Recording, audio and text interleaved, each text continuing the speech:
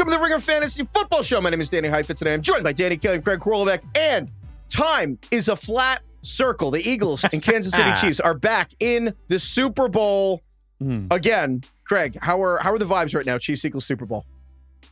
I would say the vibes are bad, right? We didn't want this. I don't think anybody wanted this. I think everybody except Chiefs and Eagles fans. I would say everybody wanted the Bills number one. And then maybe some people wanted the Eagles versus Commanders. I think they probably thought the Eagles maybe deserved it more, which they probably did. It was a fun run for Washington. But, you know, I experienced something interesting watching this Bills-Chiefs game. Curious if you guys felt the same way.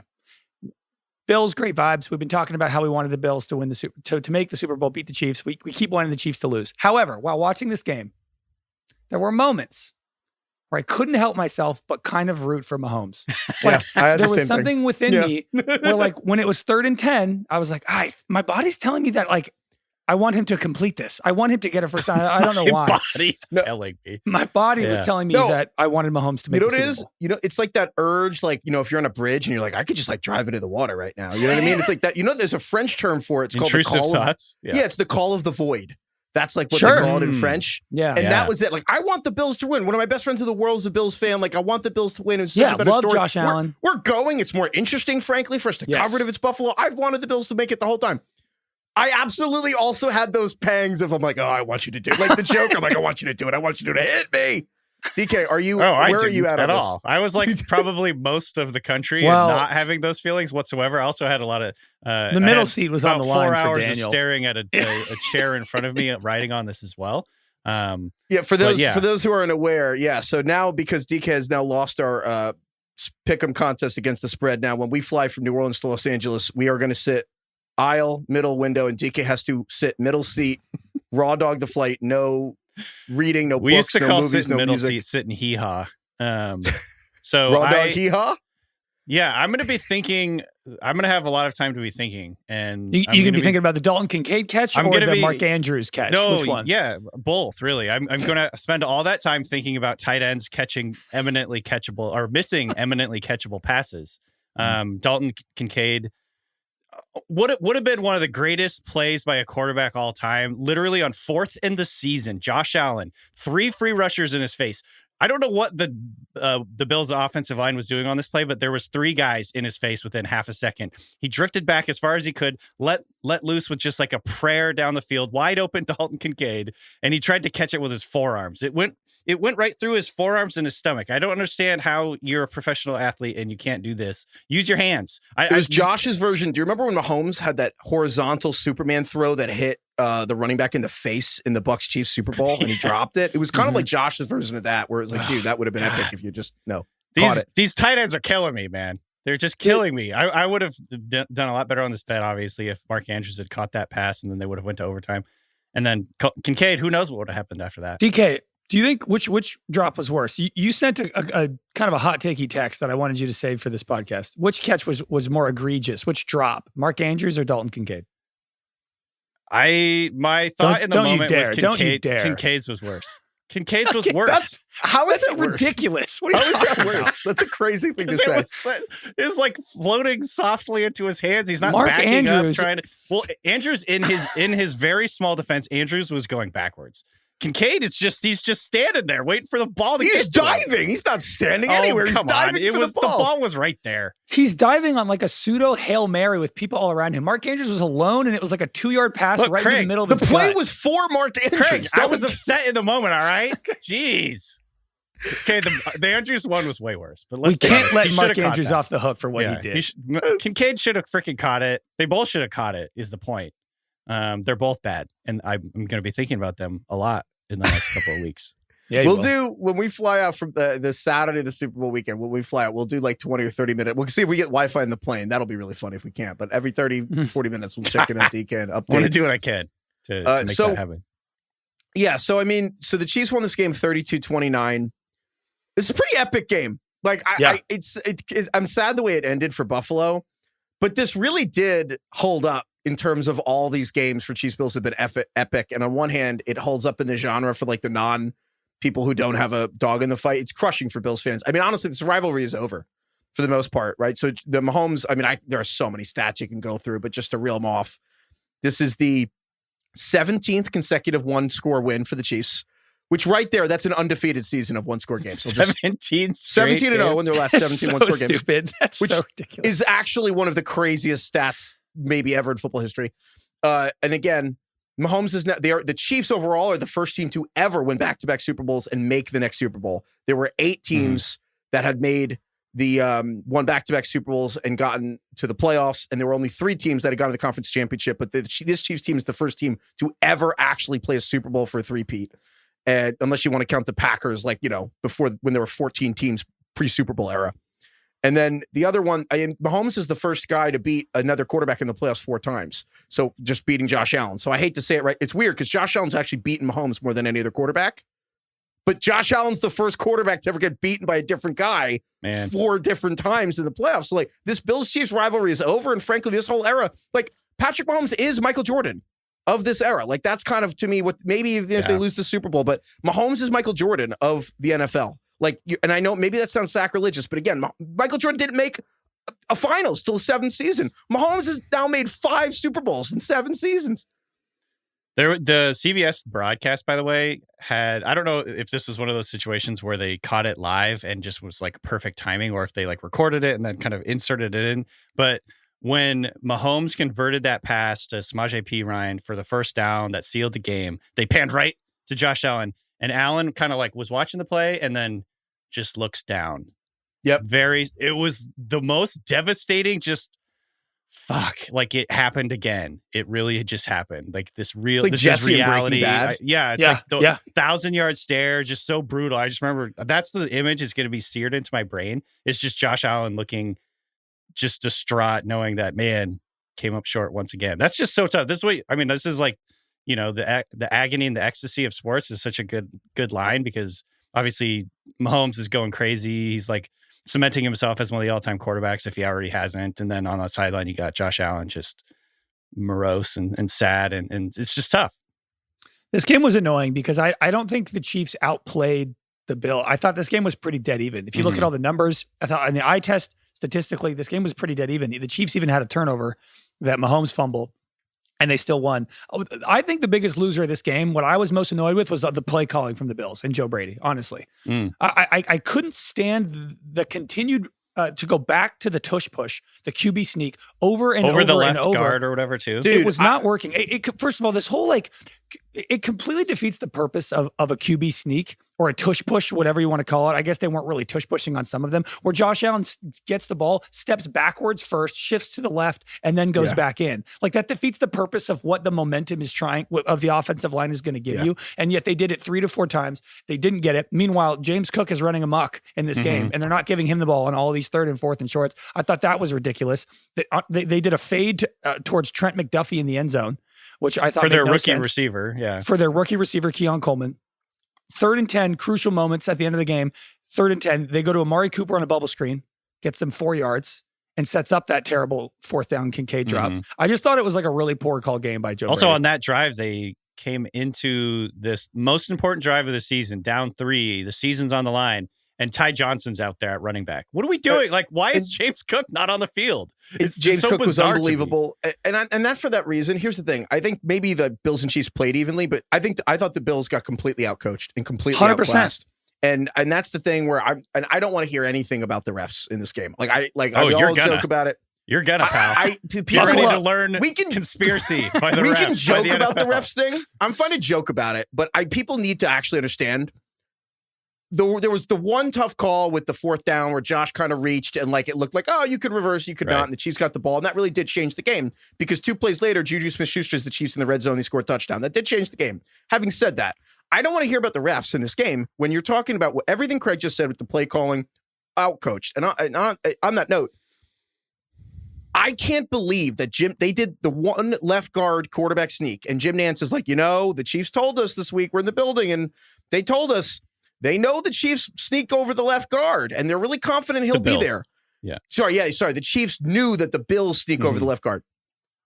He said that on television, and sometimes teams have guys watching the broadcast. No one had, the Bills ran 4 more sneaks over the left guard. None of them worked. And like, they didn't realize everyone watching heard Jim Nantz say this. The only people who didn't know the Chiefs had a key on that were the Bills. That's bad. The other thing is the Bills fumbled 4 times in this game, didn't even lose any. That's the other thing. Is just like the Bills got away with a lot of mistakes. Josh Allen's first throw should have been intercepted. Josh Allen's second throw should have been intercepted by 2 different people. And then the next drive, Josh fumbled twice. Josh dropped a step. Josh got sacked, picked up the ball mid-sack like he was reaching down.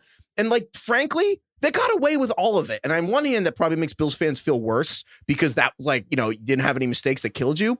But the Bills made so many mistakes on top. Like, the offense got outcoached. The defense got outcoached. How can they not stop Mahomes rolling right every time? It was like the first or second time. How did Mahomes have 5 rollout rights for the 4th and 1, a touchdown, another touchdown? They couldn't stop any of this stuff. Every phase of the game, they were outcoached. This is why it's rare. This is why they're doing what they're doing, because you have Mahomes, who's a once-in-a-lifetime player, and honestly, you have the combination of Reed and Spagnuolo, who are like a once-in-a-lifetime combination, and they're not leaving. This is why it's working, is because Joe Brady is holding Josh Allen and this team back, maybe Sean McDermott even, and you don't have that issue with Kansas City. Like you didn't have it in New England with Brady and Belichick. And that's why I'm very serious when I say the Michael Jordan thing. I don't say it lightly. I put a lot of thought into it. And one of those things, it's like Michael Jordan did the whole thing alone. Like you've got Scottie Pippen. You didn't win any rings without Scottie. It's like you got Dennis Rodman. It's like Chris Jones might as well be Dennis Rodman. You got Phil Jackson. I'm not saying I don't think Andy Reid did any acid in the 80s to my knowledge. Maybe he did. But like, I there's a lot of similarities. I bet he did. You think Andy Reid did? Yeah, I can see that. He's a cheeseburger guy. I don't know. Where did Andy Reid grow up? Should we ask him at the Super Bowl if he's ever done acid? Where did Andrew Reid grow up? Oh, I know. It's California, actually. Los Angeles? There you go. Ooh, that says acid to me. Probably raw milk. He grew up in Los Angeles, and then he went to BYU. Huh. Oh, interesting. No, probably not. How many drugs he's doing at BYU? Probably not. Interesting. He was a vendor. He was a vendor at Dodger Stadium as a teenager. Smoking reefer under the bleachers? I keep going back and forth. So anyway, so the Chiefs, I mean, yeah, and that's the thing where it's like, I watching this team and I'm like, it is what Craig said, it's everything. It's Mahomes, it's Spagnuolo, it's the blitzes, or Chris Jones, dude. Our buddy Nate Tyson Yahoo had this incredible stat that, so they kept double teaming Chris Jones, and they were success actually when they were able to double team Chris Jones. But when the Chiefs were able to scheme up Chris Jones getting a one-on-one block, this was incredible. He had, I believe, of the first 11 one-on-one blocks, he got 7 quarterback pressures, which was the most in any, tied for the most in any first half the entire season. Definition of a force multiplier.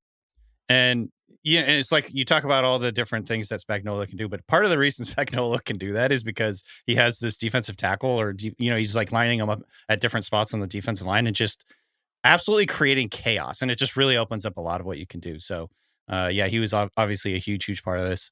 He was on the sideline. Speaking of like the Josh Allen shot where he was just not destitute, but like demoralized on the sideline. There was a shot too where Chris Jones was just bawling his eyes out on the sideline. Pretty cool to see. He always cries during the national anthem. The contrast. He's a huge crier. That national anthem guy, that the Navy guy, that was big. Crushed it. He killed it. That was insanely good. I was should fired bring up. him back. Honestly, the national anthem usually doesn't move me anywhere. I'm not gonna lie. Like who's that one? I almost wouldn't join the Navy. I felt something. Yeah. Who's doing the Super Bowl? Oh, John Batiste. He's pretty good. I was going to say because that guy should do it again. Good. He's pretty good. Who was this guy that did the national anthem today? You just said he was I don't know. He was the Navy guy. Yeah, I don't know his name, but we should find it. General Wilson. General Wilson or General? Generald. Generald. Generald. Like general with a D? Generald. It's like when a general says something to you in the past tense. You were general. Yeah. More Andy Reid facts are coming in from Austin Gale. Are you curious about them? Coming in fast and furious. I want them. When Andy Reid was 13 years old, he was already so large that he wore the jersey of Les Josephson, who was 6'1", 207 pounds. That when he was 13 years old. So if Andy Reid was 6'1", 207 at 13, he was quite literally twice the size of me. When I was 13, I was 5'1", 105 pounds. So he was 2 of me. It's like the Winklevoss twins. It's like two Craigs in a trench coat, like I would have two of me in that one jersey. Yeah. Dude, that was like, did you see that Bucks Cowboys game where Vita Vea tackled Cavante Turpin? And Mike Tirico was like, he's twice his size. One of them's 350 and the other's 160. Oh, man. Yeah, I don't know. I mean, we'll have a lot of time to talk about the Chiefs, frankly. Like, we can try to summarize what they've done and stuff. But is there anything else on the Bills? It's tough because, like, I wanted them to win so bad. But honestly, they didn't do enough. And it was tough because the Christian Benford injury was really brutal for them because that also really was early in the probably game the before-after moment in the game. Like, in a way, it reminded me of the Chiefs-Niners Super Bowl last year where Dre Greenlaw tore his Achilles running on the field with, like, this pre-existing injury. And then Oren Burks goes in, who's ironically on the Eagles now. And then the whole game changes, and suddenly the Chiefs are just hunting Oren Burks, and the whole game changes. Honestly, the moment Kaiir Elam came in at cornerback, the Chiefs' offense went back to what they were on the first drive, which was the first drive Chiefs had was knife through butter. They didn't even have a third down and scored a touchdown. Yeah. And then they just kept hunting Kaiir Elam. It's like Juju beat Kaiir Elam, and Hollywood Brown did, and Xavier Worthy. He couldn't guard anyone. And honestly, the Bills couldn't adjust. Like, Sean McDermott came out of the tunnel. And literally, he was asked, and I've never heard a coach say anything like this. He was like, "Yeah, Kaiir had a tough half. They were really going after him, but he's gonna He was like, "But he's gonna get after it right now."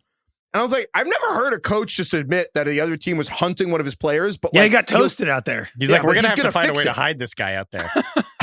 That's really what we got to do. Narrator, he did not fix it. I don't know. There were just so many different things that went wrong for Buffalo that, in a way, I almost feel like this one might be one of the more crushing ones of them all because there were so many different reasons you feel far away. But I agree. The play calling, I don't know. I don't know if it's play calling or just a reminder that they don't have anyone as dynamic. Like throwing up that Keon Coleman while Trent McDuffie's their best cornerback. Why are you doing that? Should have been going to Mac Hollins. Seriously. I also don't really understand what happened to Amari Cooper. Like, we are not far away from Amari Cooper, like, having been really good. I mean, I think Amari Cooper had like 200 yards in a game last year. I don't understand why he just disappeared and is like the fifth option on this team now. Dude, it's the same as DeAndre Hopkins. Hopkins was absolutely invisible in these playoffs, or has been absolutely invisible. He had one catch today for 11 yards. I feel like they're both just probably more hurt than they're letting on. But they're too old. I mean, look at them. They're old. Amari Cooper's 30. He's not 35. I think he's just been battling injuries. Every foot injury adds 3 years. Yep. Zach Ertz was more mobile than Amari Cooper today. Somebody, by the way, this is so random, but somebody tweeted this that Kelsey looks and runs like the robot from Interstellar. You know, like the square blocky robot. Mahomes is running. He's like, "Tars, Tars!" And I'm like, oh my god, I'll never be able to unsee that. Get to the ship, Tars! So good. If you ask me right now, Zach Ertz or Travis Kelce, right now, if you need him in a game right now, I'm Zach Ertz caught like 12 passes today. He did. Oh man, Zach Ertz looked great, dude. Oh, that shot of him. Should we just talk about that game? Zach Ertz was weirdly good in that game. You want to just talk about that? He was amazing. Anything else to add about this Chiefs-Bills game before we move on? I think you're right, DK. Heifetz, I think this is a little deflating because although we wanted the Bills to win, I think the Chiefs deserve to win. And we'll probably say the same thing with this Commanders-Eagles game. The Eagles deserve to win. Like, they were just way better. Craig, they were so much better. This is like the correct teams won. I was texting with Ryan O'Hanlon. Heifetz, Ryan. And we were just joking around. It's like, oh, the Chiefs back in the Super Bowl. The Chiefs, who are bad, went 15-2 and are back in the fucking Super Bowl again. Patrick Mahomes wasn't even considered one of the main candidates. Wasn't even a candidate for MVP this year. Back in the Super Bowl again. It's just like inevitable. This is just insane. But also, yeah, they Craig, I agree with you. Like, this is a team that deserved it. They find ways to win every game. It's actually very impressive. And I don't want to hear anybody say, "Oh, it's because of the refs." Like, no, this is a very good team. I will say today, I thought Mahomes made a point to not bitch once, which proves that bullying works, because he clearly was making a point of being like, "Fine, I won't say anything and I'll still win." It's funny. Mahomes has been compared to Steph Curry for a lot of reasons, but I think the thing he actually has the most in common with Steph Curry is he's deeply motivated by petty shit. Sure. Like, I think I genuinely believe that Mahomes had those two, like, they were basically designed off-tackle runs, basically, that he scored twice the rushing touchdowns. I really think he did that because Josh Allen had the walk-off rushing touchdown against them in the regular season this year. I really think Mahomes just watches that on a loop. Is like, I'll do that. I'll do it twice. Check like, he's this just stat out from Shield. 99th percentile game from Patrick Mahomes in terms of dropback success rate. There were 4 games this entire season when a quarterback produced a successful play at a higher rate than this game. Highest dropback success rate of Mahomes' entire career. The most efficient game in terms of success rate in Patrick Mahomes' career. See, he's reached the level now where he's just like, he's actually not stat chasing, and he's just like, I will do whatever it takes to win. I will be perfect. I will check down. Him running in this game was so critical. This is the first game in his career with 2 touchdowns, I think. And Mahomes really only had 3 bad plays in the whole game, honestly. He had the one where he was too saucy and he tried to juke Matt Milano out, and he took them as sack out of field goal range. Yeah. Which almost ended. He had the fumble. Yeah, he had the fumble. And then, like, it wasn't even really his fault, but that one where Phillips just, like, blew up the NPC.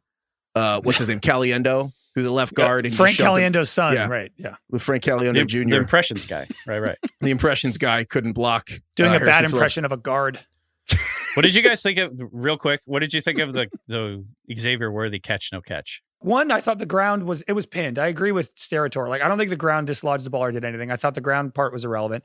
To be honest, I thought Cole Bishop, like, had 75% of the ball in the air, but This is how it always goes. It's like when 2 guys come down fighting for the ball, it's like the one who comes away with it is the one they award the catch to.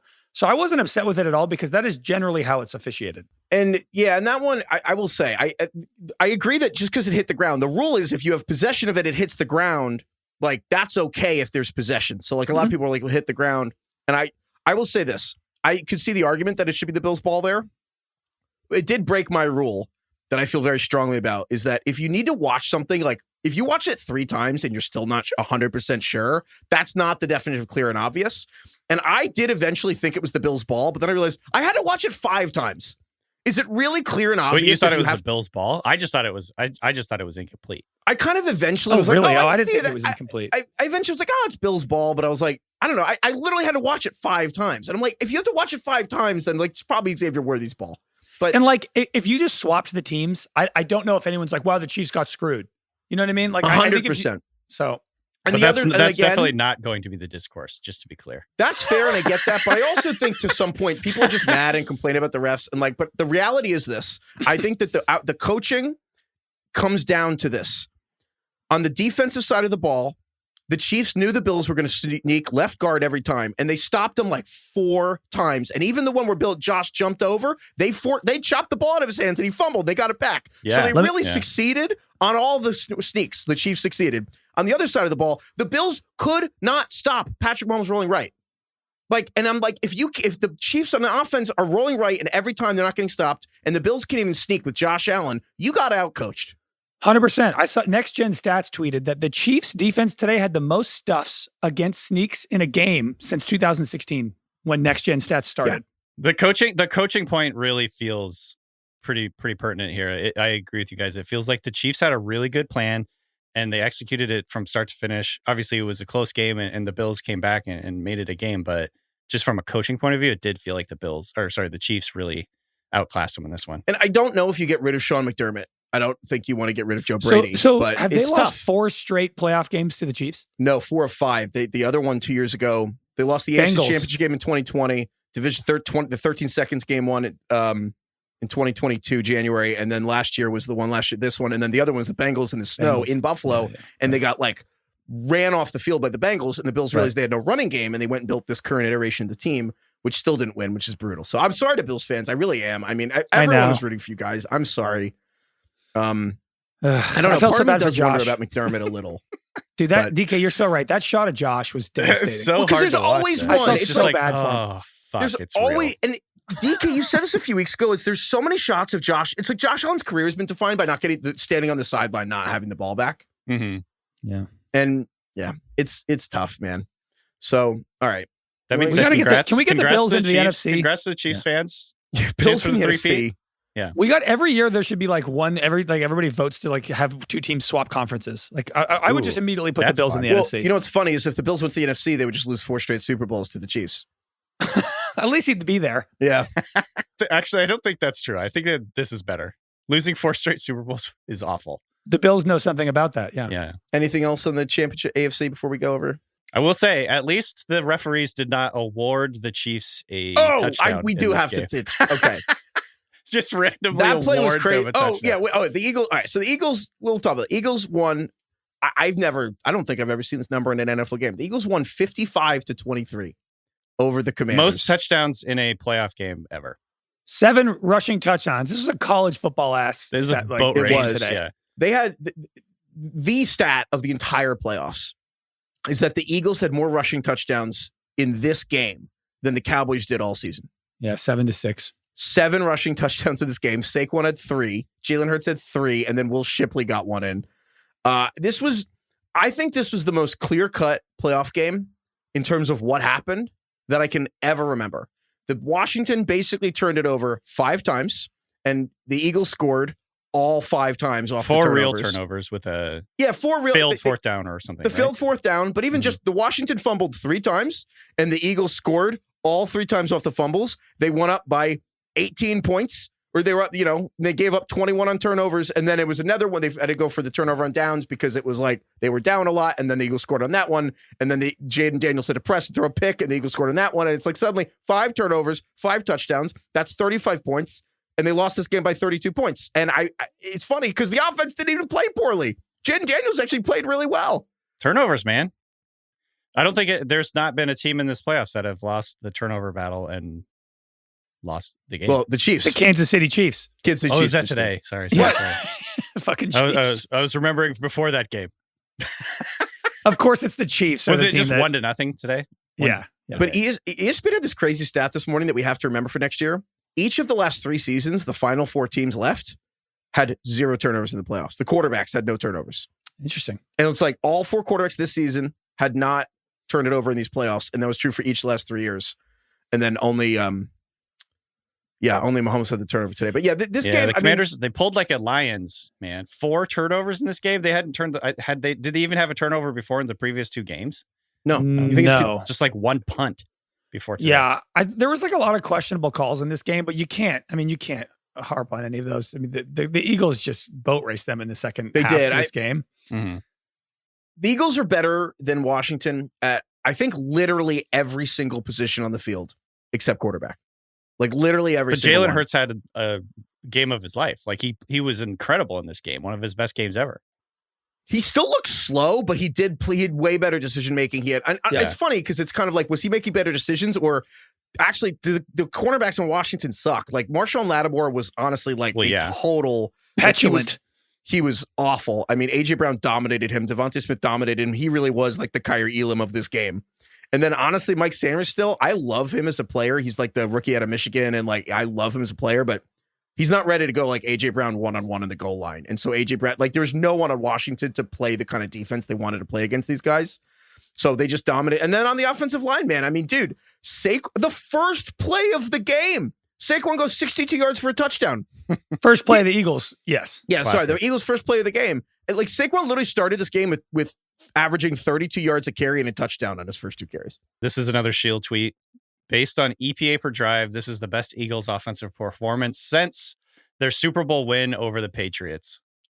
11th best offensive performance by a team. Was it the 55 points? That's some Steve Van Buren level Eagles success. Fair enough. Can I hit you guys with an intrusive thought? Please. So, one, I did not want the Eagles to win. I don't really know why, but I just didn't. I don't know if it's like Jalen Hurts, if it's Sirianni. It's tough because for some reason I'm not rooting for the Eagles, although I love Saquon, so that's hard. I'm conflicted there. There's some dissonance there. But I had to admit, while watching this game, I started to think, and I was like trying to remove my own bias of rooting for the Commanders. Do you think this Eagles team is closer to like being all-time good than they are to being like a normal Super Bowl team?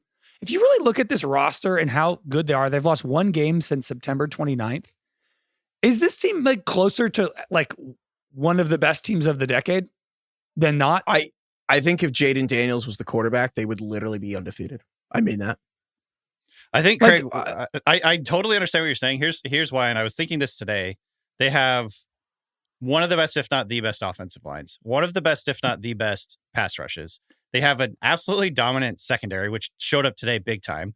They have maybe the best receiving group in the NFL in terms of AJ Brown, in terms of Devontae talent, Smith, and Goddard. The Heisman winning Devontae Smith is their number 2. Yeah, they have the best running back. Yeah, and an above average quarterback.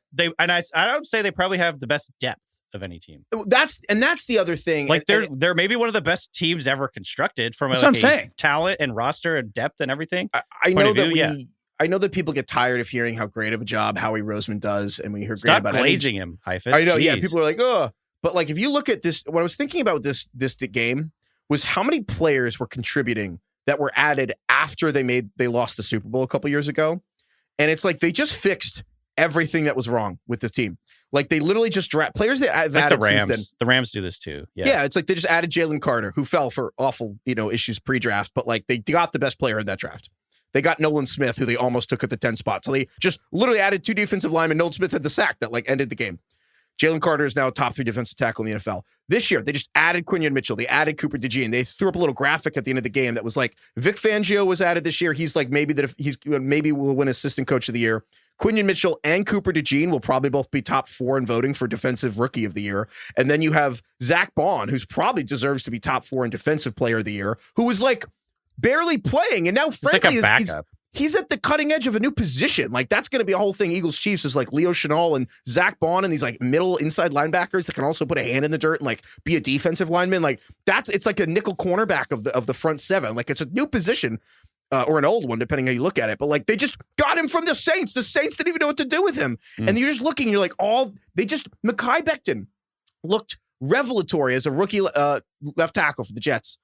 Didn't play for years, had a kneecap, thought he was too overweight. He was like the Joel Embiid of left tackles. He's just the right guard for the Philadelphia Eagles. Just clearing out massive lanes. He's unbelievable. Like, they are just the kings of taking everyone else's trash and making it treasure. And it's like, I mean, again, one of the reasons they have Cooper DeJean, who was all over this game, they traded up with Washington to get Cooper DeJean. Washington could have had Cooper DeJean, just like the Bills could have had Xavier Worthy. But the Eagles, it's like, how many times do they have to hit on this stuff? So you're like, shit, they're really good at this. Somebody shared with me my draft grades from a couple of years ago when the Eagles picked Nolan Smith 30th in the draft. Because going into the draft, I think most people were like, oh, he's going to be a top 10 pick. He's really explosive, really bendy pass rusher. I think there was some maybe injury concerns or whatever.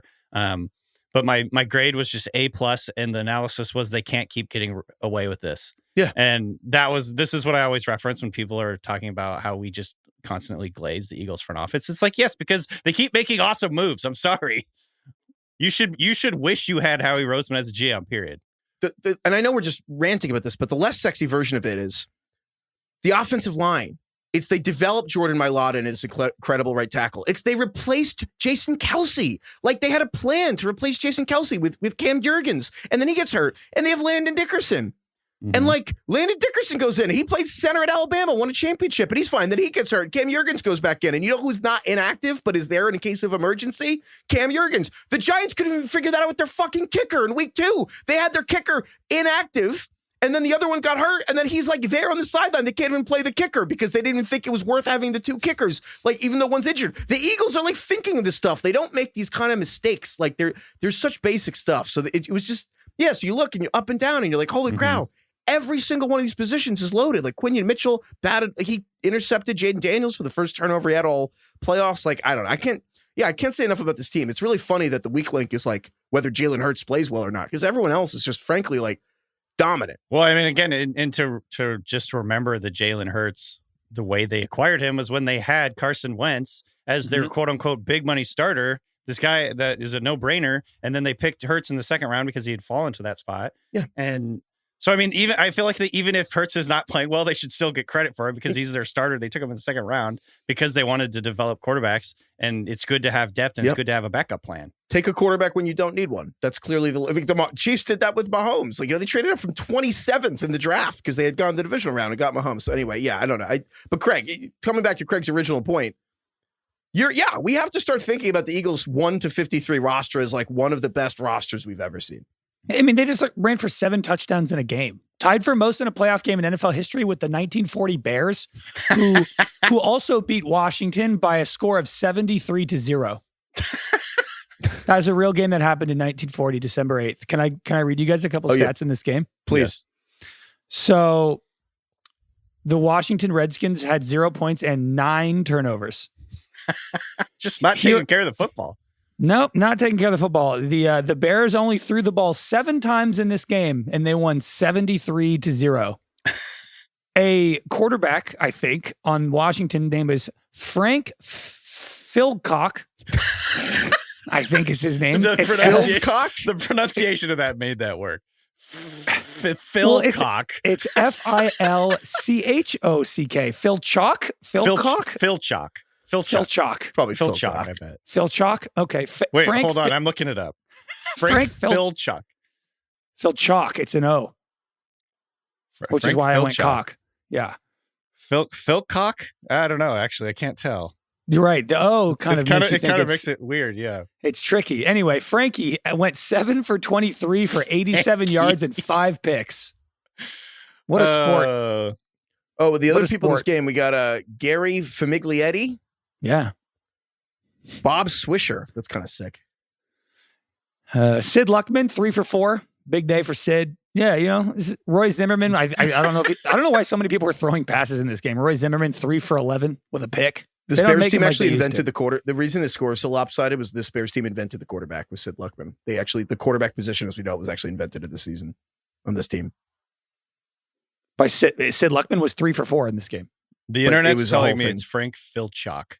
Okay. You're missing also. Don't forget the line play of Bulldog Turner. He was the 7th pick in the 1940 draft.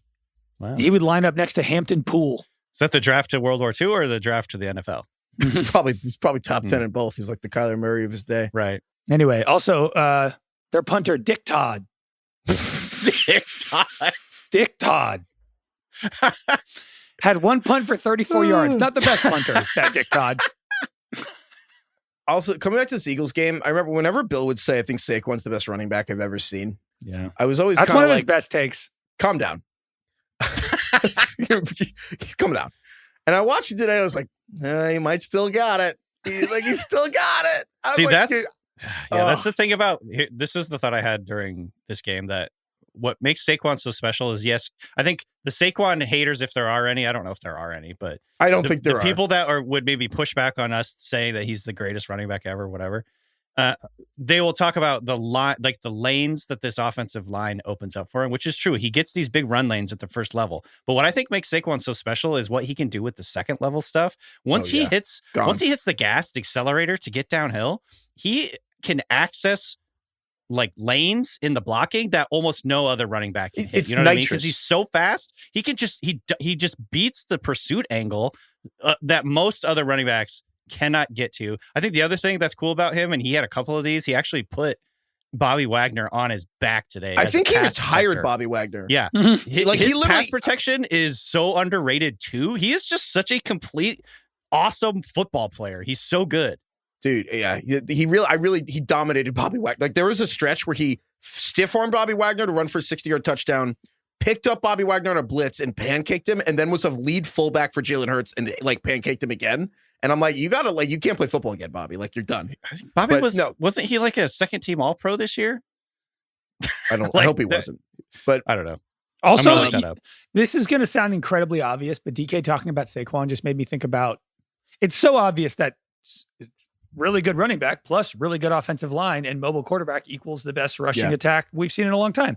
But it really does make you think about, like, if you have a really good running back and a bad offensive line, it's almost worse than having a bad running back and a bad offensive line, because it's like with what the Giants had, if you have this generational running back, you have to give him the ball a ton. Yeah. But then like you can't really run the ball anyway, but you still have to give it to him because he's so damn good. So I mean, it is kind of, again, it's just so like stupid and obvious, but it's like pairing a good offensive line and a good running back is so crucial and important. And when you have a good running back and a bad offensive line, it's like a rock and a hard place where it, like, you have to give him the ball, but he's not going to go anywhere with it. You know what I mean? Yeah, I think you're dead right, because it's clearly like it's a force multiplier. Like clearly, like Derek Henry quietly had like 1,900 rushing yards this year, which we barely even talked about because Saquon hit like 2,000. But there's probably a much better analogy for this, and I want somebody to email at ringerfantasyfootball@gmail. Like, I know this isn't great, but I know there's something here. There's definitely some kind of food analogy where it's like, if you have like really high level cold cuts and it's like, you just have like Wonder Bread, like, you can have great cold cuts and like, that's the running back. You're like, doesn't fucking matter if it's like shitty bread. I'd rather almost just have like shitty meat and shitty bread, but it's like, you want like awesome bread and awesome meat. That's a great sandwich. And like, it's like doubling down. How we say, if you already have a good defensive line, like draft another good pass rusher. Be good at something. Be good at something. And it's like, oh, the Niners were one of the best run schemes in the league. And then they traded for Christian McCaffrey. Oh, that made sense. And then they didn't lose like 15 games with him in. Yeah, Lions. Oh, it's like they were already good at running the ball. And they go ahead and like they get rid of DeAndre Swift and draft Jahmyr Gibbs and have David Montgomery. It's like these teams are smart. They know what they're doing. You're doubling down on what you're good at already. The other thing that I wanted to mention too, whilst we're glazing the Eagles for going to the Super Bowl, you're really into glazing. You're into this phrase. I just push back on this because I've got so many people that were saying that to me, like when I was giving the Eagles good grades. I'm just like, look, what do you want me to say? He's a good GM. He's making good moves. I respect Howie Roseman because he saw Georgia had the best college defense in 10 years and one of the 5 best of my entire life, and he was like, I'll just take those guys. Why don't we put those guys on this team? Being a GM might be easy. So fucking easy. Just take the people from the best defense I've ever seen. I think honestly, being a GM is just don't overthink it. You know, like Joe Shane. The other thing, the other thing I do want to give them credit for, and this is a segue to something that we have to talk about. But you mentioned force multiplier. The tush push is absolutely a force multiplier. Yeah. This is the only team that, I mean, they're not the only team that can do it, but they do it better than any other team. They do it now still, even without Jason Kelce. And they do it so well. I found out about a rule today that I'd never heard of in my life, where the referees, if the defense keeps doing something that's really annoying, the referees can just say, we're giving this team a touchdown. We award you a touchdown. If it's like egregious what the defense is doing, which is the Eagles were lining up in their tush push situation near the goal line, and the Washington kept trying to essentially jump over the line. Frankie Luvu was jumping over the line, Troy Polamalu style, every time trying to time it perfectly. A palpably unfair act. That's the rule. Palpably unfair act. Palpably. Only the NFL would put palpably in a rule. Here is exactly what the ref said. Unfair. The ref said, quote, Sean Hockley. At some point, the referee can award a score if this type of behavior happens again. For now, it's a replay of second down. Behavior. Also, the fact that it's so vague, this type at of behavior. Some point, the referee can award a score. We don't know at what point. It's Craig, just so at some point, do you want to hear the rule? Do you want to hear the actual rule? This is like giving the referees carte blanche to do whatever the fuck they want. They have what's the word? They have power with impunity. Here's the rule. The referee, after consulting the officiating crew, enforces any such distance penalty as they consider equitable and irrespective of any other specified code penalty. In other words, and then it also says the referee may award a score. In other words, they can do whatever the fuck they want in this situation. If there's a probably unfair act, they can do whatever they want. It's the because I said so rule. Yeah. This is how parents govern their children. Over rule. Turn this car around. Because I'm your dad. That's why. Yeah, Sean Hockley wanted. He wanted them to do it though. You know that he was hoping they would do it one more time, and he could just like award them a touchdown. Frankie Luvu had an offsides later in the game, and I was like, "Ooh, what are they going to do here?" They didn't end up doing anything because he just ran back to the huddle. But the reason this rule exists is because do you remember like that Cardinals Steelers Super Bowl where James? Obviously correct us, but like that which James Harrison intercepted Kurt Warner at the end of the half and ran back the touchdown with 0 seconds left. Mm-hmm. Imagine if a Cardinals player just came off the sideline and tackled James Harrison.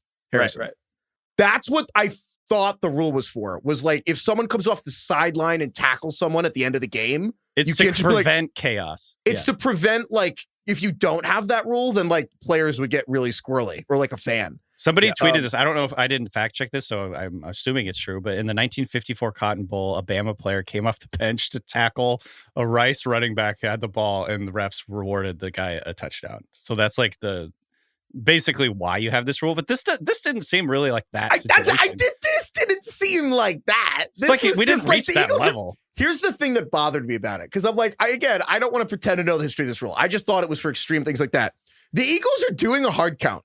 Like, it's not like Washington is like just like it almost was like Washington. They're just frustrated. They're trying to stop this unstoppable play at the half-yard line, and the Eagles are faking them out, and they're not letting us try. Yeah. I think honestly, I feel like the refs felt like stupid having to move the ball 1 centimeter closer every single time. It took like, all right, we're done doing this. Honestly, that actually might be part of it, where Sean Hockley's like, we can't actually move it closer next time. Dude, there were a lot of people I saw on Blue Sky and Twitter talking about how what the Eagles were doing was also dishonorable by doing the hard count. I'm like, what are you talking about? This is like hilarious. Let them do the hard count. I really respect the hell out of Frankie Luvu for he would be terrible at blackjack. Dude, I love doubling down every single time. He's like Austin Powers with these like hit. So, sir, you have a 20. I like to live dangerously. I also like to live dangerously. Yeah. Let's do it again. No, 21, Frankie. He's like, I'll stay on 7. I also like to live dangerously. I recommend you hit, sir. I'll stay. Anyway, I thought it was great. I thought it was hilarious. This kind of behavior will not be tolerated. Oh my God. You know what's funny? I also had a revelation. That sequence was insane, where it's like, that took 4 minutes. That's second and goal. They were on second and goal for 4 minutes. That's how every basketball game ends. Yeah. Miserable. Every basketball game ends that way. Like a foul, then you go to the free throw line. There are all these conversations about like what's going on with the NBA right now and all these things, and people have all these theories. And my thing is, my thoughts, like Dunning-Kruger, totally like I can fix the NBA, are they need to do the Elam ending. Yeah, I agree.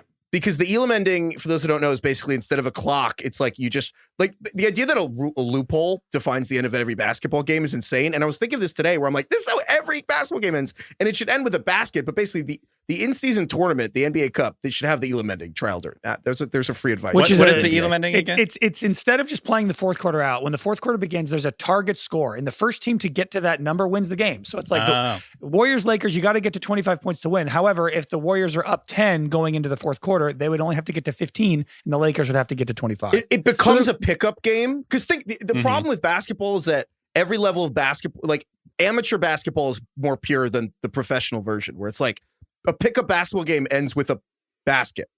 And the professional basketball games and college ones end with a series of never-ending fouls where the team tries to break the rules to gain an advantage, which is like, how is that a thing? But anyway, yeah, that we don't have to like linger on that, but I do think that should be the fix for the NBA. It is funny that in most sports, the end of the game sometimes is the worst part. Like even in baseball, that's a good point. Yeah, so many pitchers are getting subbed in and out. It takes fucking forever. Basketball is like foul city. I guess football is okay.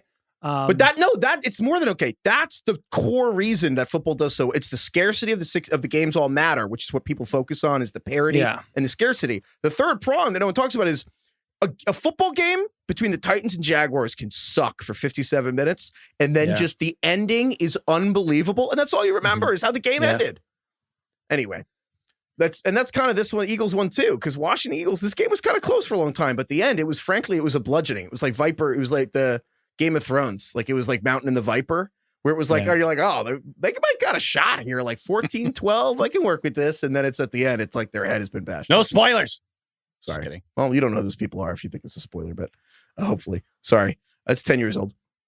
But yeah, I mean, I do want to just shout out Jaden Daniels, who again, they didn't, until the game was out of hand, they didn't even punt again. Like they had the fake punt. They were aggressive. They were going for it. Jaden Daniels, dude, the fake really punt, man. I respect Dan Quinn. Cheeky. I respect the way he called this game. That fake punt was like one of the hardest execution-wise. They threw a seam pass. Dude, usually it's like a comeback route on the outside, the guy's wide open, or it's like a crosser and the dude's wide open. Yeah, like I don't think Anthony Richardson could have made that pass the punter made. That was impressive. Yeah, I think Heifetz, you're giving credit to Daniels is spot on, because I think he just played so well. It's so unfortunate. It sucks in big picture because like De'Ami Brown fumbled. I think Eckler fumbled, and there was another fumble. And Jeremy McNichols on the kickoff, which is another one where you're like, when you fumble on the kickoff. But again, I think it's like you look at what he was working, who he was working with in terms of like the depth on that team and this lack of superstar power on that team. Zach Ertz, for crying out loud, was their leading receiver by a lot. He had 11 catches for 104 yards. I thought Zach Ertz retired like 3 years ago, and you know what I mean. And so he did so much with relatively little. It's just a credit to what he was able to do to get them there. Obviously, I love the fact that both of these teams love to go for it on fourth down. It just makes it fun.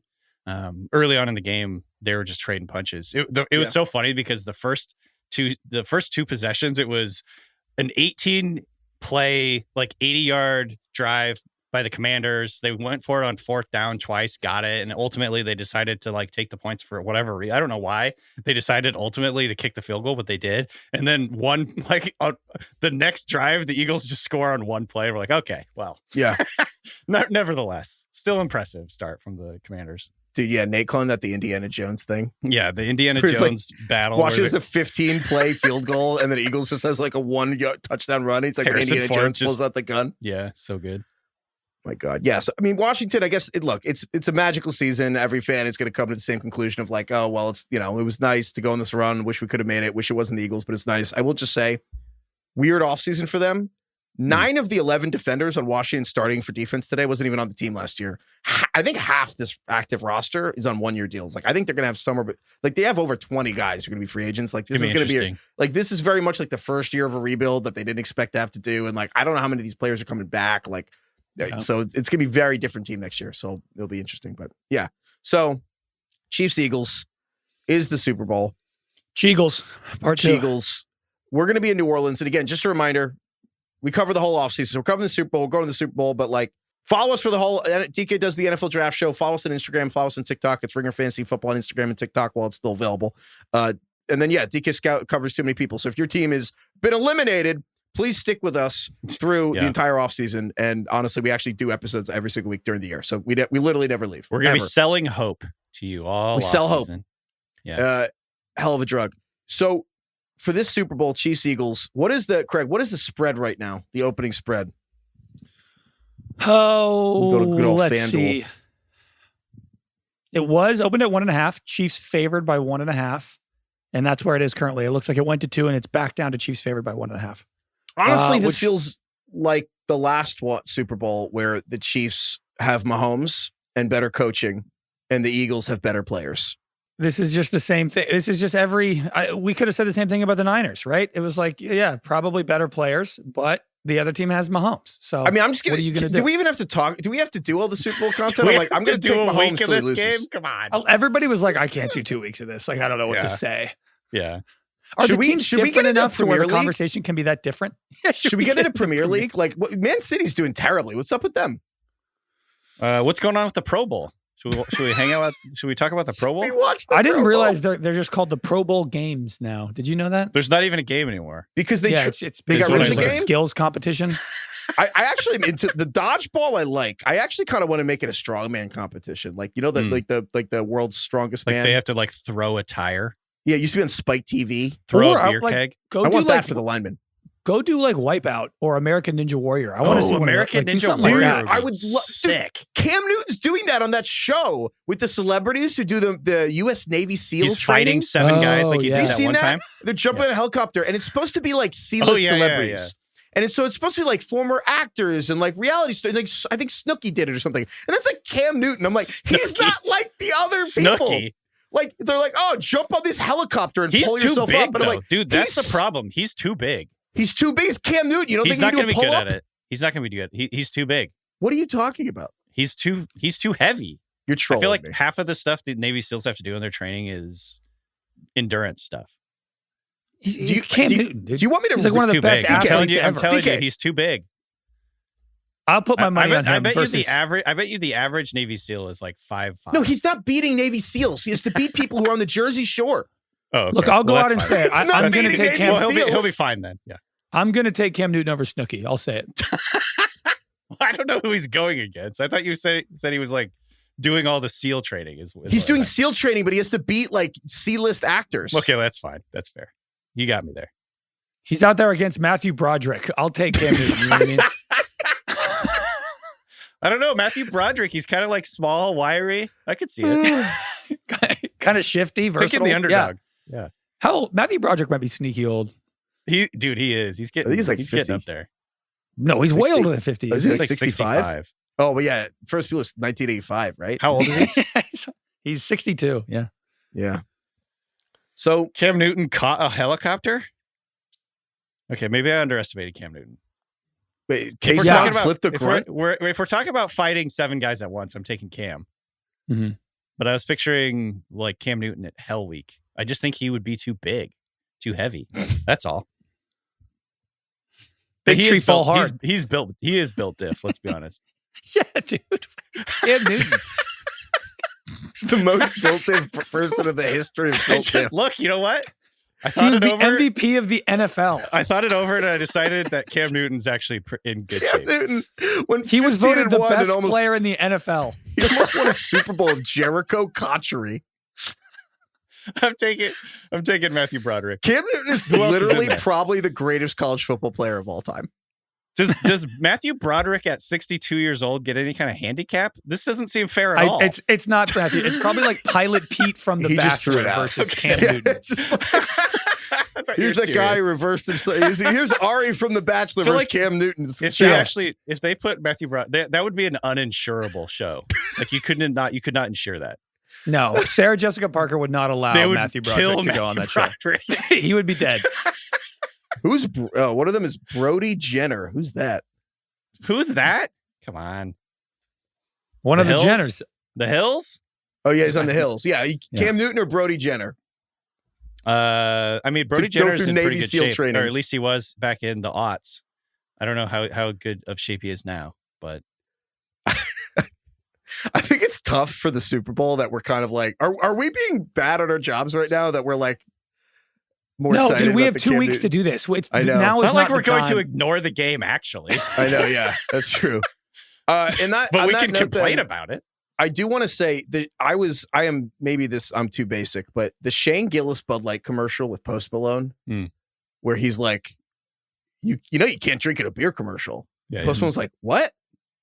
Shane Gillis is like, yeah, just wait till it's over. And there's a pause. And he's like, 5, 4, 3. And Post Malone looks like he's actually like really excited. And then they like, that was my favorite. That felt like they did some outtakes, or they were just like bullshitting, and then they turned it into the commercial. Yeah, honestly, I am stupid enough to like, I actually believe that. I'm sure they're acting, but I actually thought it was real, and I love that commercial. And I was Gillis has had like a really hot month, I would say. All like the Notre Dame stuff was really funny in the college football playoff. Dude, when calling he's out Saban. He's like, God, oh my God, dude, Gillis calling out Saban was incredible. He's like, you can pick. And he called him Alabama Jones because of the hat he was wearing. Dude, it was so funny. Saban was not having it. And then when he's like not laughing whatsoever. So mad. The commercial, like, I could have you killed. He's like, I thought this was a funny show. What? I said that Alabama paid his players. Big deal. Alabama Jones over here. It's like the lowest hanging fruit joke imaginable. I thought it was a funny show. Has Saban never heard that? Yeah. Does he not know how to react to that? Dude, the Gillis, the Notre Dame commercial was like, hey, God, it's me, Shane. And then the other guy's like, did you go to Notre Dame? He's like, yeah. Actually, no, I lied. No, I didn't. I texted my friend who was same thing. He's like, my uncle went to Notre Dame, and then like, now I'm a Notre Dame fan. And he was actually texting me at the same time about the commercial. Yeah, no, Gillis on a good one. Wait, speaking of Gillis, though, Craig, you have to tell us, you are in New York right now. I should have led with this. You were in real quick, do we want to do the outro and then naturally go to the SNL talk? Well, because we have to thank somebody who I was standing next to last night. Oh, gotcha. Okay. I was going to say, this seems like a very natural segue opportunity. And I am in a hotel room right now. No noise complaints so far. Yeah. I was going to say, yeah, I should have led with off the top that Craig is. I hope you get one, actually. But yeah, so thank you, DK. Thank you, Craig. Thank you, Kai. Thank you, Carlos. Thank you, Austin. Thank you to the other 30 teams who don't have Patrick Mahomes, the best roster I've ever seen. Shane Gillis. Thank you to Shane Gillis. Thank you to Cam Newton. Now he's on First Take too. Ever since someone said that Cam Newton dresses like he operates a hot air balloon, and I've never been able to unsee that. Yeah, that's great. Well, no, which really bad take. He has like the tallest hats in the world. You would never wear that on a hot air balloon. It's a fire hazard. Come on, people. Thank you, Lauren. Thank you, Timothée Chalamet. Yeah, so I went to SNL last night for the first time. A dream come true for me, genuinely. Like, SNL is my favorite thing in the world. I wanted to be on. Craig, you made it onto the show. Dude, there's a photo. Okay, we're going to put this on Spotify. There's a photo of Craig in the audience when Chalamet is like doing whatever he's doing. Yeah, we got really lucky because there's floor seats and there's only like, the show's actually like, they cram a lot of people in there. The studio is way smaller than it looks on television. It's tiny, but there's probably like 300-400 people in there, but only like 60 get to sit on the floor. I thought those people were actors. Because sometimes they intersperse actors in there, right? Well, the guy who had a line in the audience was a writer that they brought out and sat him there for 1 second. Okay. But yes, they only bring out, it's like, 60 people get to sit on the floor. And those are the people that sometimes get to like be on camera a little bit. Mm-hmm.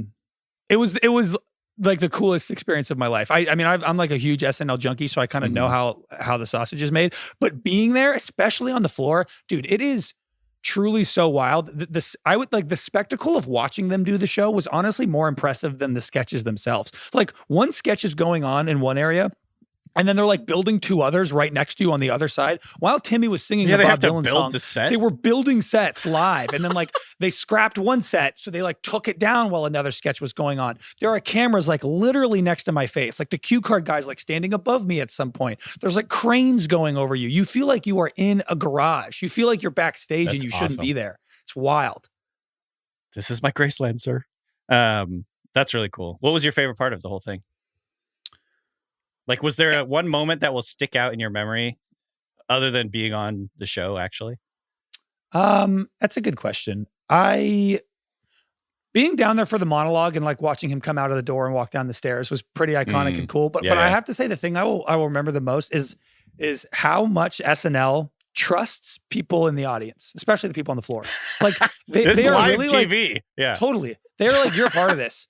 When you walk in, you don't go in like a side entrance. There's not like an audience specific hallway. Like there is one hallway that leads to the stage, and it's the same hallway all the actors use, the cast members, the writers, the crew. Like when you were waiting in line staring at the stage to go sit down in your seat, Steven Spielberg walked right by me to go stand with Lorne Michaels. And Heidi Gardner and Kenan Thompson are just like running back and forth with wigs on, like scrambling to get ready for the show. Like you are just in the same place as everybody else. It's unbelievable. How is it that they've never had dudes in the crowd or whatever that like try and interact with all of the like scenes and skits and things like that? I feel like that doesn't really happen that much. I do think, look, I got lucky getting a floor seat, but Matt Bellany got me the ticket basically. Shouts out to Matt. And I do think that the people who sit on the floor seats often have an in. So maybe they're more trusted to not do something stupid. But they really harp on you. You have to turn your phone off. They tell you like 10 times. They say if you even touch your phone, they'll kick you out and you can't come back in. So like, and honestly, if you're going to SNL, I think it's because you love it and you want to be there and you want this to succeed. That's kind of the whole thing is you feel like you're a part of it. That's awesome. And you're I watching can't Lorne, believe you're in the same hallway that they all use. That's crazy to me. It's unreal. And Lorne is pacing around, watching the sketches, like literally is he just standing still next to all of nervous us. after all these years, just watching every skit? Yep, pacing around, hands in his pockets. People come up and talk to him. Anytime all the cast member like pass him, they always shake his hand. It's like the coolest thing in the world. There's nothing. Wait, so it's a when one they of did one. Thank You, Lauren, did you like yell Thank You, Lauren, or no? Yeah. Lord. Timmy didn't look at me. I was trying to catch eyes with Timmy. I was like, hey, BS Pod, what are we doing, dude? Wait, did he thank himself at the end? He did not. He thanked, there was some like surprise guests. Like he thanked Adam Sandler, Lin-Manuel Miranda was there and did a Hamilton thing. And he thanked James Blake, who played the piano as he sang. Oh, cool. That's amazing. That's really sick. Yeah. Sounds sick. I can't, that's crazy. So was Spielberg, is he tall? Is Spielberg tall? No, Spielberg's tiny. So is Lauren. They're both like 5'7". But it was Timmy? just, Timmy's probably 5'10". Really? Oh, okay. Do you think you could take him? Timmy's thin. They put a lot of layers on him. Thick pants. Yeah, but he's like thin. he's done a bunch of training for fighting and shit, being in Dune, and he was in The King. He did a bunch of fighting in that. He was training with what's his face? I can't remember his name now. The guy, the trainer in Dune, Gunny Sack or whatever his name is. Gunny Sack? Momoa? Did he play in the Jason 1940 Momoa? Bears? No, not Gunny Sack. Fuck. What's the guy who trains him in Dune? He played Josh with the Brolin? 40 Bears. Yeah, Josh Brolin's name in the Dune. Matthew Broderick, I think it is. I think it's Do you Broderick. think Timothée Chalamet could beat Cam Newton in a fight? Probably, yeah. He would riz him to death. Gurney Halleck is what I was trying to remember. Gurney, not Gunny. Okay. Close enough. Gurney Halleck? The names in Dune are pretty wild. Duncan, Idaho. Come on. Oh, yeah. That's Momoa, right? They needed to change that one. That's ridiculous. They need to change. They need to take some Hollywood, just change up the things a little bit. Change his name from Duncan, Idaho. Maybe that would piss off the book people. Duncan, Idaho sounds like a character in Barbie. Like, that doesn't work. Yeah, you're telling me I'm on some planet Arrakis in 3000 whatever. I'm like, Idaho's not on my mind. Like, come on. Yeah. Taking me out of this thing. Gurney Halleck. Gurney Halleck. Oh, my God. All right. Well, thank you to Gurney Halleck. Thank you, Lauren. And thank you, Matt Bellany. Yeah. Already did Thank that, you, didn't Thank you, Tim Chalamet, Bob Dylan. He played 2 deep cuts, Chalamet, which was a classy move. Really smart call. He played like an electric Bob Dylan song and then another one that was like lesser known and then kind of like a slam poetry Bob Dylan thing that I was also unaware of. But smart move by Timmy because Bob Dylan is known for like not wanting to appease the audience. Like Timmy, the whole movie of A Complete Unknown is Bob Dylan like refusing to to cave to what like marketers and the people all around him want. So if Timmy were to walk out and done like a complete unknown or something, I think that would have betrayed Bob Dylan's like what his whole thing is. So I thought it was kind of cool that he did a bunch of no names. And I think that's why we're so inspired by Timothée Chalamet, because similarly, we do a podcast and we've been doing this for 5 years now, and we have no idea how advertising works still. No clue. I'll give out free ads left and right. You have no idea how that thing works. Yeah. What can I shout out? Poppy again? Love Poppy. How many other free ads? TK's texting us like, why are all these like pancreatic cancer drug ads running on these football games? I just don't understand how the money on that all works. Like, is there a big enough audience for running multiple like primetime ads in these games? It seems like those would cost a lot. Just don't understand the economics of it. I don't understand marketing. I think they do cost a lot, but also pharmaceutical companies are like the richest, so it probably doesn't matter to them. I think they figured out what they got going on. So they're just throwing their money away. I don't think that. I was going to ask if DK's ever been compelled to buy a drug based on a pharmaceutical ad. Well, it's like that it's one specific drug is like for late stage metastatic pancreatic cancer, and it's technically radioactive. So there's all 2/3 of the ad is just them talking about how you can't be around anyone if you're taking it, and it's just I'm just like, I don't understand. Why is this in a primetime championship round football game 3 or 4 times? Yeah. In theory, if you have cancer, you would go to a doctor to get your drugs instead of just watching the Chiefs game. Right. How many drugs can you guys name like from those commercials? Those a lot more than I care to admit. They have such crazy ass names. Paxlovid for COVID. Paxlovid. That was a great one. There's one that sounds Araxes. No, that keep going. Pretty sure that's a dragon. Skyrizzi. Skyrizzi. That's the one that's like it's K-Smog and Skyrizzi catches Zendaya is Skyrizzi. They should have named Duncan, Idaho Skyrizzi. Seriously. That would have worked. Skyrizzi. I actually understand Skyrizzi's marketing because they actually gave it a good name. The generic version, Sky Aura. Oh. What are the like helicopter things in Dune called? Those like dragonflies? Thropters. Is that right? Thropters? Hold on. Now I'm probably wrong. That sounds sexual. DK read the book and he was like, no, I actually read the IMDb synopsis. Ornithopters/thopters. I think I threw an R in there and I didn't mean to. Or not. You did. You said thropter. Not thropters. Thopters. Skyrizzi sounds like the pilot of a thropter. Thopter. Wait, I kind of want to ornithopters. I'm wondering about the other ones. There's so many. I feel like. Well, what's the one that I was just talking about? Trying to remember the name of this drug that we were just talking about. It's one of those things where when you see the ad, you're like, how could I ever forget that? I've seen that 10,000 times in my life. Yeah. Maybe we're proving them right that they need to put more commercials out. Yeah. Shit.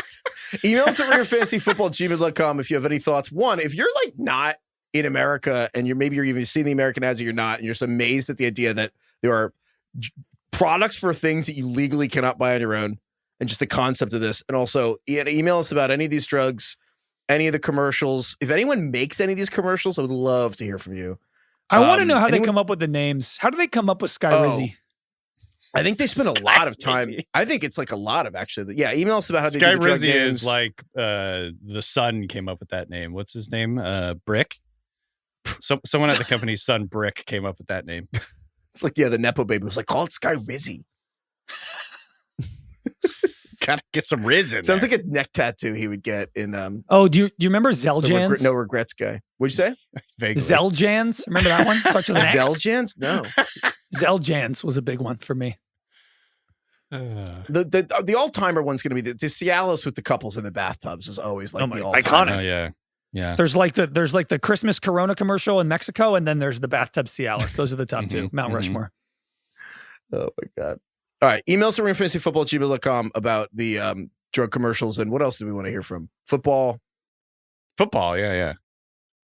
Stick with us, NFL Draft Show. Are there any actors you think could beat up Cam Newton? Yeah. Who's the most famous Steven person who could beat up Cam Newton? Is there a single actor Seagal's like 60, that could beat up Cam Newton? Seagal's almost 70. I mean, I'm still taking Seagal. Seagal's getting AARP.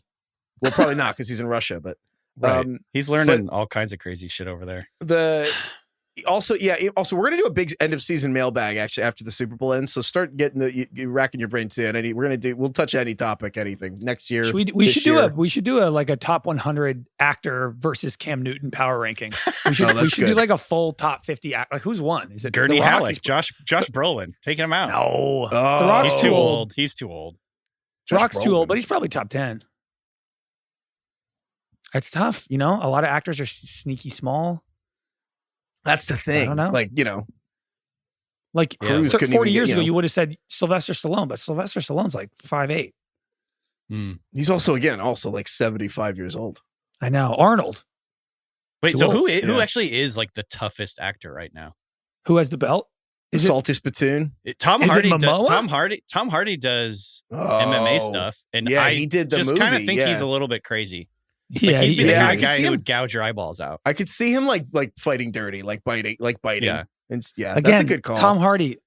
Google Probably says he's 5'9", which means he's 5'8" or 5'7". Yeah, but what about Momoa? Craig, short people. Oh, Jason Momoa. Momoa. That's not bad. He's kind of sneakily old though, isn't he? He's probably 45. He kind of feels too chill to be like a killer. He's just kind of chill. That's the thing though. Cam Newton's 35. Yeah. Like he's over the hill. Cam Newton's also 6'5". How many actors are even 6'5"? It's like Will Ferrell, and that's it. Do you think 6 Will Ferrells could beat up Cam Newton? That's like if it was like in the Matrix, you know how in the Matrix he gets all the agent guy like replicates and just attacks him with like hundreds. How many Matthew Broderick's could beat Cam Newton? Matthew Broderick now or in Ferris Matthew, Bueller? which 62-year-old Matthew Broderick? Would you rather fight 5 Cam Newton-sized Matthew Brodericks or 1 Matthew Broderick-sized Cam Newton? I think we need to get into double-digit territory for me to take Broderick's. Broderick's? 5 is tough. Broderick. 5 is a tough number because that's like 1 for each limb and then 1 to still go to town. That's where it gets tough. Yeah, I mean, a couple are injuring themselves, like just taking a swing. They're pulling a muscle. Man. All right. Goodbye, everyone.